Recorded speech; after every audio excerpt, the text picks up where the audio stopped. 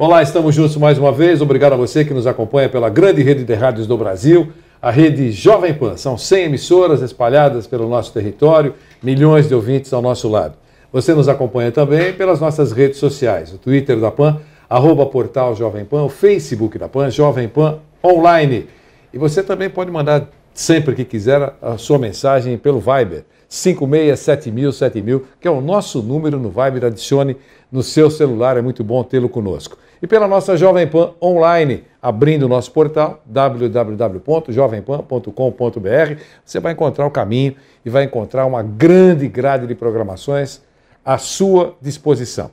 Com entrevistas especiais, por exemplo, como essa que nós vamos fazer agora com o nosso Eduardo Negrão. Eduardo, obrigado pela gentileza. O Eduardo é consultor político, especialista em gestão esportiva pela Fundação Getúlio Vargas de São Paulo.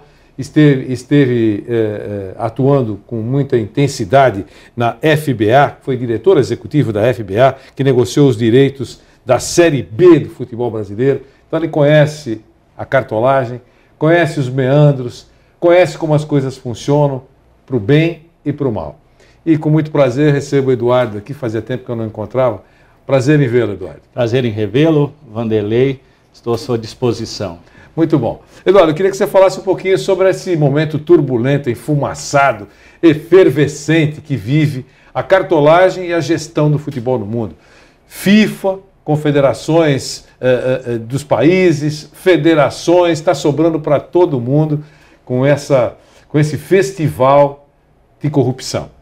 O que você tem? Para você foi uma grande surpresa? Você, quando soube tudo isso, você ficou chocado?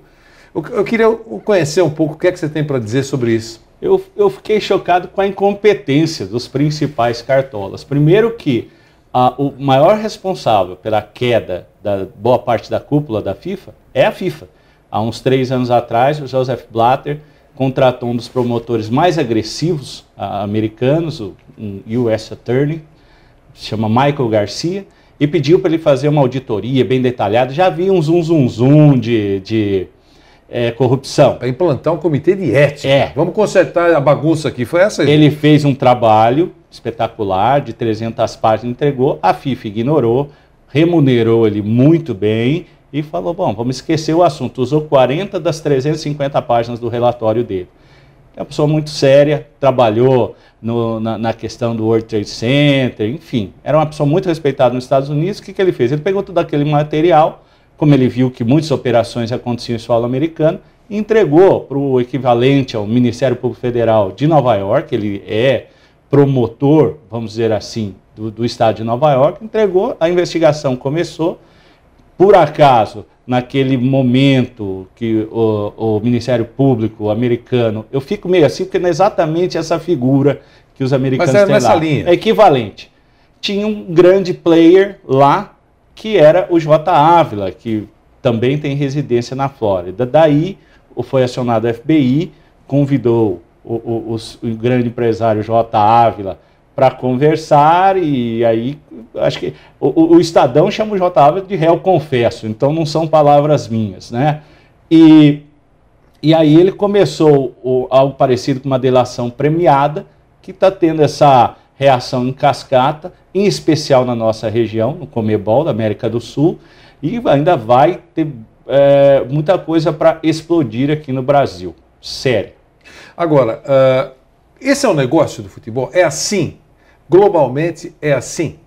Olha, o futebol, nos últimos anos, e aí não é só o brasileiro, aliás, até o brasileiro menos, né, nas grandes praças, se transformou, em parte, com as honrosas exceções de sempre, mas numa grande plataforma para lavagem de dinheiro em larga escala. Como é que funciona isso? Porque o futebol, ao contrário de qualquer outra operação empresarial, qualquer pessoa que quer lavar dinheiro, seja, enfim, pessoas que têm atividades ilícitas de qualquer área, né, permite, numa operação, movimentar 100, 200 milhões de dólares, ou a compra ou a venda de um jogador, contratos até abusivos de salariais, direitos de imagem, então se movimenta muito dinheiro, né?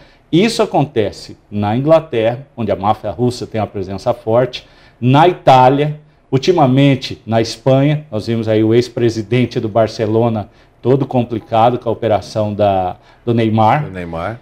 No México, muito fortemente no México, apesar do futebol do México não ter aquela expressão, mas a presença do dinheiro, entre aspas, sujo no futebol mexicano é muito grande, né? No Brasil também, temos lá a nossa participação, né? Na Colômbia, na Argentina, e aí o pessoal se empolgou e foi querer fazer coisa parecida nos Estados Unidos. O único problema lá, os americanos não são melhor que ninguém, né? O único problema é que o Estado de Direito lá funciona. Se pegar, vai para a cadeia. E é isso que está acontecendo. Como é que funciona essa lavagem? Eu sou um clube e vendo um jogador de futebol por um desses países que você citou, por 100 milhões de dólares. Pelo menos é o anúncio que eu faço. Como é que entra o trambique aí? Olha, bem simplificando é você já viu clubes pagarem muito mais do que um determinado jogador vale. Isso é relativamente comum, né? Um jogador medíocre é comprado, ele vale, vamos supor, 10 milhões, é comprado por 50. Perfeito. Né? Esse dinheiro que vem para um clube sul-americano pode, em parte, voltar, oficialmente. Ou existe um outro caminho. Um clube europeu compra um jogador de fora da Europa por 50 milhões de dólares, estou arredondando, simplificando, e vende por 40, né? Esses 10 milhões seriam, entre aspas, prejuízo. Só que os 40 que entraram, vamos supor, o clube, é difícil citar nomes para não ter problema, mas o clube A europeu compra do clube americano um jogador por 50. Certo. Né? Depois vende para o clube C por 40. Certo. Ele vai ter o prejuízo de 10 milhões de dólares. Na contabilidade aparece esse prejuízo. Mas os 40 estão legalizados. Por quê? Porque veio do clube C, que efetivamente comprou o jogador. Então, essa é uma triangulação muito comum. Alguns empresários, alguns grandes players do futebol já começaram a comprar clubes com essa finalidade, especialmente no Uruguai. O próprio JA, não sei se com essa finalidade, mas também comprou o clube, né, em Portugal. Nós temos até jogadores brasileiros que têm clubes de futebol no exterior, né? E podem eventualmente ser usados para essa finalidade. Em geral, essas operações acontecem com clubes pequenos porque tem menos presença de mídia e chama menos a atenção. Mas você, Vanderlei, é antigo no futebol. Você já viu grandes clubes, inclusive brasileiros, pagar preços absurdos por pernas de pau. Você fala, mas como? Pagar e vender. Pagar e vender. Posteriormente até com prejuízo. Então ninguém é bobo. E aí essas diferenças, depois haverá o acerto. Né? Alguém vai levar essa grana. E esse dinheiro normalmente vai para a conta de alguém no chamado paraíso fiscal? Sim. Ou não é assim? Pode ser assim. A menos que quem está lavando dinheiro, por exemplo, também. Ou em Mônaco, onde recentemente descobrimos que o Ricardo Teixeira tem 30 milhões. Mônaco. Ou nos Estados Unidos, quando aí a legislação aponta como crime. Ou não é assim? É assim. E nos Estados Unidos as penas para sonegação financeira, o dinheiro não sonegação não fiscal, lícito, né? São tão rígidas quanto crimes contra a vida. O pessoal leva a sério, lá o fisco pega muito pesado, né? E nós estamos vendo isso com a prisão do ex-governador de São Paulo, ex-presidente da CBF, José Maria Marim, né? É que no Brasil a lei tem tantas exceções que, assim, se você for menor de 18, você não é responsável por nada. Se você for maior de 70, você é parcialmente responsável apenas, você não pode ir preso, ou é muito difícil essa possibilidade. E agora que a gente vê um brasileiro de destaque, para o bem ou para o mal, ex-deputado, preso aos 83 anos, com possibilidade de ser extraditado para os Estados Unidos, entendeu? É chocante para nós brasileiros, né? Mas é assim que a banda toca, especialmente nos Estados Unidos. Posso fazer mais um comentário sobre os Estados Unidos? Por favor. Também tem uma questão, os Estados Unidos não é a polícia do mundo, né? Eles não estão fazendo isso como os vigilantes globais. Os Estados Unidos está vendo o futebol crescer muito rapidamente, o nosso soccer, que eles chamam, muito rapidamente, tomar espaço de outras ligas, torcedores, praticantes, e numa escala meio geométrica, o nosso futebol está crescendo dentro do território americano. E eles chegaram à conclusão o seguinte, pô, a FIFA é a única organização de alcance global onde os Estados Unidos é um mero sócio, não apita nada, não tem influência nenhuma, né? Eles perderam a indicação da Copa do Mundo para o Catar, né? Uma cidade-estado praticamente. E eles começaram a se debruçar um pouquinho mais sobre esse assunto, né? E deu no que deu. Acionaram os canais legais e está levando todo mundo para a cadeia aí. Agora, Eduardo, no Brasil, no Brasil não, no mundo, né, isso se arrasta há muito tempo. Agora está essa turbulência, todo esse terremoto, mas se arrasta há muito tempo, pelo que você acabou de dizer, né? E nunca ninguém fez nada para estancar a esculhambação. É por falta de interesse, é porque a fiscalização inexiste nessa área, os clubes não devem prestar conta para ninguém. Como é que você vê isso? Olha, o futebol tem muita força no Brasil, não só esportiva e financeira, mas também uma força política, né?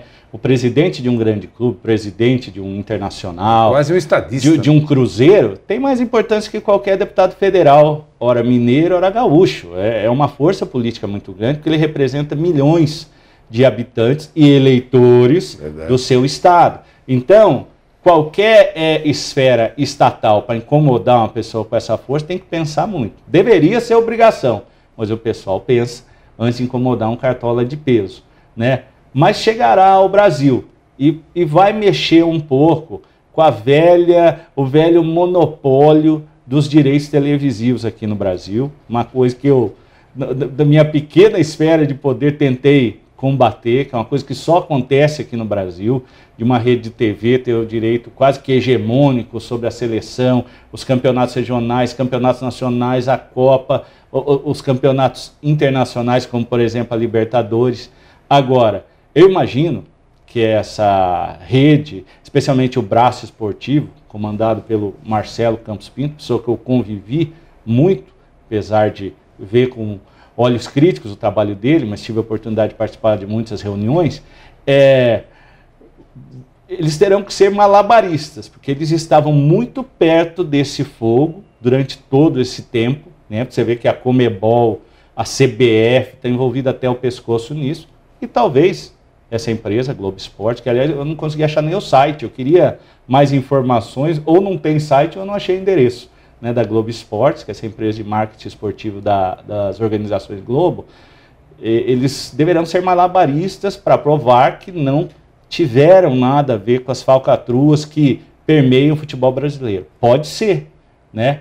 Mas até pela importância do grupo, né? Até pela importância do grupo. Eu imagino que eles, por uma questão de espaço físico, tiveram que ter essa convivência que você falou. Até, por exemplo... porque quem é que vende esse negócio aqui? Eles têm que comprar de alguém. Quer dizer, muitas vezes, eu acho até, porque você colocou raras exceções, eu também considero isso. Porque muitas vezes você pode ter tirado fotografia com um desses bandidos e você ser taxado de bandido, e você não é bandido. Quer dizer, não, mas não é verdade? Quer dizer, isso às vezes acontece. É verdade, né? Cheguei para Punta del Este no jatinho de um desses aí envolvidos no escândalo. E você que faz marketing político, eu acho que tem muitos casos, quer dizer, quantas fotos as pessoas tiram. É verdade. E às vezes está tirando foto ao lado do maníaco do parque e não sabe. Não. Agora, é importante dizer o seguinte, que eu falei que eu tinha uma postura crítica, porque a empresa Globo Esporte ia muito além da compra de direitos e que ela se envolvia diretamente na política dos clubes, tentava influenciar no Clube dos 13, que era uma coisa importante para os times, que era uma espécie de liga, uma proteção contra a própria CBF, e apoiou muito a implosão do Clube dos 13. Né? Lançou um candidato, o Kleber Leite, que aliás tive o prazer de conhecê-lo também, um empresário do Rio, ex-presidente do Flamengo. Depois, uma vez o Kleber Leite derrotado, acho que foi em 2011, 2012, trabalhou pela implosão do Clube dos 13. Então, eu acho assim, por uma mera detentora de direitos, se envolvia muito na política. Como também teremos aí o envolvimento muito forte de um fabricante de material esportivo americano que já está citado nas investigações do FBI. Não sei qual fabricante que é, só fala que é um fabricante americano que tem forte presença no Brasil. Você que é um jornalista bem informado deve saber, eu não tenho a menor ideia. Mas as pessoas sabem, né? As pessoas sabem. Agora, o Eduardo, nesse momento de encerramento da nossa conversa, eu queria só contar uma historinha rápida aqui. Recuando alguns anos no tempo, eu estava entrevistando o Eduardo, eu tentava entrevistar o Eduardo Negrão sobre Série B do campeonato, enfim, sobre essa coisa toda que nós estamos falando aqui, sobre a postura do Grupo dos 13, do futebol, da FBA, que comandava a Série B do Campeonato Brasileiro. Ele estava aqui na Avenida Paulista. E aí o que aconteceu, Eduardo? Conta essa história aí para a gente recapitular um pouquinho. Não, foi muito engraçado, uma produtora me ligou daqui, da Jovem Pan, da equipe competente da Jovem Pan, falou: em 2 minutos o Vanderlei Nogueira vai te ligar e se eu poderia atender. Eu falei, claro, né? Só que nesses 2 minutos, entre a ligação da produtora e a sua, para me colocar no ar na Jovem Pan, eu fui assaltado em frente ao MASP, dentro do carro.